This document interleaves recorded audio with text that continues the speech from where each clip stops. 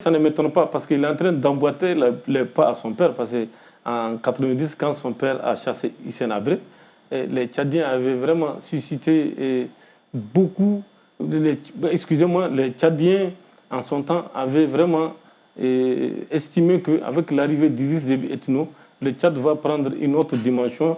Le Tchad sera un État démocratique.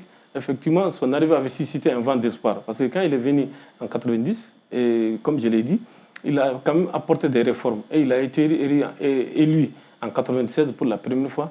Il a promis de quitter le pouvoir au bout de ses 2 mandats. Mais à partir des années 2000, il y a eu des réformes. Donc on a assisté à la prolongation ou bien à l'illimitation des mandats du président de la République. Donc le président pouvait faire plusieurs mandats jusqu'à son décès. Vous avez remarqué que jusqu'à son décès, il s'est maintenu au pouvoir malgré les différentes rébellions armées, etc. etc.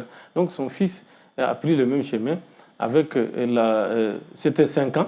Aujourd'hui, c'est devenu 7 ans. Mais ça doit être entériné par le Congrès et le Sénat, si j'ai bonne mémoire.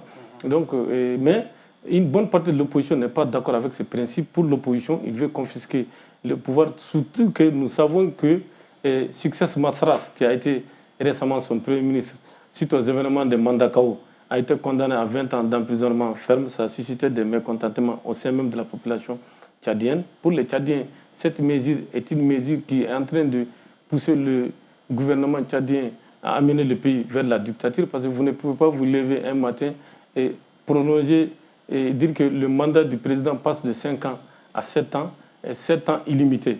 Ouais, c'est une façon de vous maintenir au pouvoir, c'est une façon d'instaurer un système dynastique. D'ailleurs, c'est un système dynastique parce que quand le père est décédé, c'est le fils qui lui a succédé. Sans transition, parce que le président de l'Assemblée nationale, Arun Kabadim, a été écarté. Donc, c'est ce qui a permis à Mahamat Idriss Déby d'assurer la transition et de se maintenir au pouvoir.